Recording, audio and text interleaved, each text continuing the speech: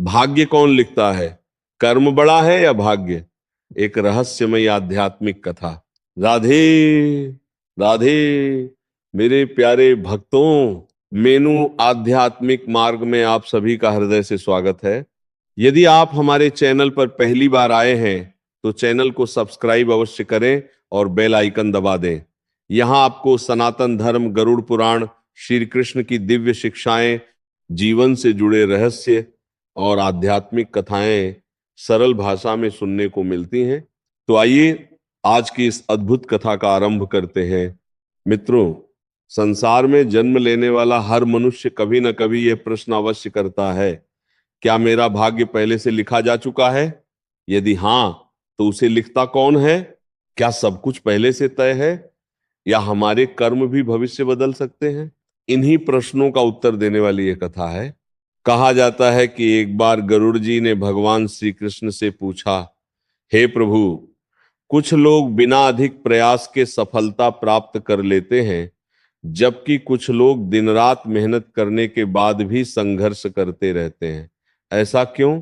भगवान मुस्कुराए और बोले, हे गरुड़, इसका रहस्य केवल इस जन्म में नहीं, अनेक जन्मों के कर्मों में छिपा है। इसके बाद भगवान ने एक कथा सुनाई। बहुत समय पहले भागीरथ नाम के एक धर्मात्मा राजा राज्य करते थे। एक दिन वे प्रजा का हाल जानने के लिए वेश बदलकर निकले। जंगल के पास उन्होंने देखा कि एक लकड़हारा पेड़ पर चढ़कर लकड़ियां काट रहा है। तभी अचानक एक विशाल भालू वहां पहुंच गया। भय के कारण लकड़हारे का संतुलन बिगड़ गया और वो नीचे गिर पड़ा। उसी क्षण उसके प्राण निकल गए। राजा ये देखकर सोचने लगे, क्या ये केवल दुर्घटना थी या उसकी मृत्यु पहले से निश्चित थी? तभी वह भालू एक सुंदर स्त्री में बदल गया। राजा आश्चर्यचकित रह गए और चुपचाप उसके पीछे चल पड़े। कुछ देर बाद दो सगे भाई वहां पहुंचे। दोनों उस स्त्री के सौंदर्य पर मोहित हो गए। दोनों उसी से विवाह करना चाहते थे। स्त्री ने कहा, जो अधिक वीर होगा मैं उसी से विवाह करूंगी। बस फिर क्या था, दोनों भाइयों में विवाद हुआ। विवाद युद्ध में बदल गया और दोनों ने एक दूसरे का वध कर दिया। राजा स्तब्ध रह गए। वह स्त्री आगे बढ़ी और कुछ दूर जाकर एक विषैले नाग का रूप धारण कर लिया। नाग नदी में पहुंचा। वहां एक नाव में बैठे लोग उसे देखकर घबरा गए। अफरा तफरी मच गई। नाव पलट गई और कई लोगों की मृत्यु हो गई। राजा अब समझ चुके थे कि ये कोई साधारण जीव नहीं है। आगे जाकर वही नाग एक वृद्ध ब्राह्मण के रूप में दिखाई दिया। राजा ने उनके चरण पकड़कर पूछा, आप कौन हैं? वृद्ध मुस्कुराए और बोले, मैं काल हूं। राजा के शरीर में सिहरन दौड़ गई। काल बोले, जिस लकड़हारे की मृत्यु पेड़ से गिरकर लिखी थी, उसके लिए मुझे भालू बनना पड़ा। जिन भाइयों की मृत्यु एक दूसरे के हाथों लिखी थी, उनके लिए मुझे स्त्री बनना पड़ा। जिन लोगों की मृत्यु जल में लिखी थी, उनके लिए मुझे नाग बनना पड़ा। मैं केवल वही मार्ग बनाता हूं जिससे नियति अपना कार्य पूरा कर सके।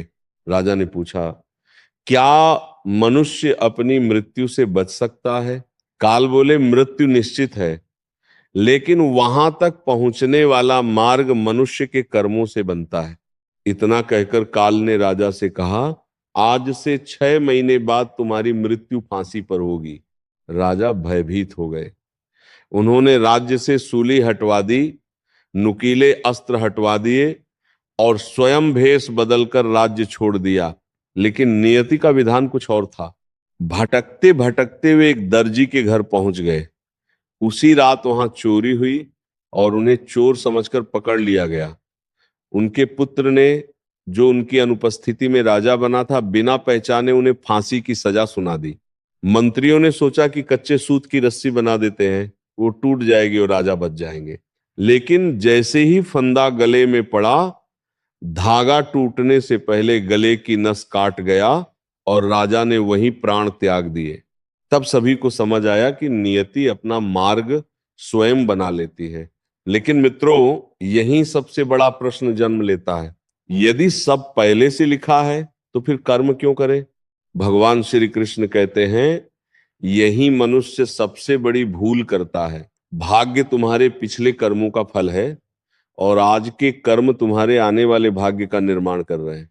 यदि किसान केवल यह सोचकर बैठ जाए कि जो भाग्य में होगा वही होगा, तो खेत में कभी फसल नहीं उगेगी।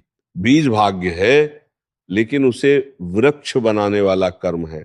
यदि भाग्य अच्छा है और कर्म बुरे हैं, तो मनुष्य अपने पुण्य को नष्ट कर देता है। यदि भाग्य कमजोर है लेकिन कर्म श्रेष्ठ हैं, तो धीरे धीरे जीवन बदलने लगता है। यही कारण है कि हमारे शास्त्र बार बार कहते हैं, कर्म प्रधान विश्व करी राखा, जो जस कर ही सो तस फल चाखा। मनुष्य को सत्य बोलना चाहिए, माता पिता की सेवा करनी चाहिए, गरीब भूखे और असहाय की सहायता करनी चाहिए, अहंकार से दूर रहना चाहिए, ईश्वर का स्मरण करना चाहिए, दान सेवा और धर्म का पालन करना चाहिए, क्योंकि यही कर्म आगे चलकर हमारे भाग्य का आधार बनते हैं। मित्रों, ये मत सोचिए कि आज किया गया एक छोटा सा पुण्य व्यर्थ चला जाएगा। ईश्वर के यहां कुछ भी व्यर्थ नहीं जाता। हर अच्छा कर्म आपके जीवन की रक्षा करने वाला अदृश्य कवच बन जाता है, और हर बुरा कर्म भविष्य के दुख का कारण बनता है। इसीलिए अपने भाग्य को कोसने के बजाय अपने कर्मों को सुधारिए, क्योंकि आज का पुरुषार्थ ही कल का सौभाग्य बनता है। अंत में केवल इतना याद रखिए, भाग्य रास्ता दिखा सकता है, लेकिन उस रास्ते पर चलना आपके हाथ में है। ईश्वर अवसर दे सकते हैं, लेकिन उसे सफलता में बदलना आपके कर्मों पर निर्भर करता है। इसलिए कभी भी कठिन परिस्थितियों से निराश मत होइए, धर्म के मार्ग पर चलते रहिए, सत्य का साथ दीजिए और भगवान पर विश्वास रखिए। समय आने पर वही कर्म आपके जीवन को नई दिशा देंगे। यदि आज की यह कथा आपके हृदय को स्पर्श कर गई हो, तो वीडियो को लाइक अवश्य करें, अपने परिवार और मित्रों के साथ साझा करें, और मीनू आध्यात्मिक मार्ग को सब्सक्राइब करना बिल्कुल न भूलें। हम प्रतिदिन आपके लिए सनातन धर्म, गरुड़ पुराण, श्री कृष्ण की दिव्य कथाएं और जीवन को बदल देने वाले आध्यात्मिक रहस्य लेकर आते हैं। राधे राधे, जय श्री कृष्ण, हर हर महादेव।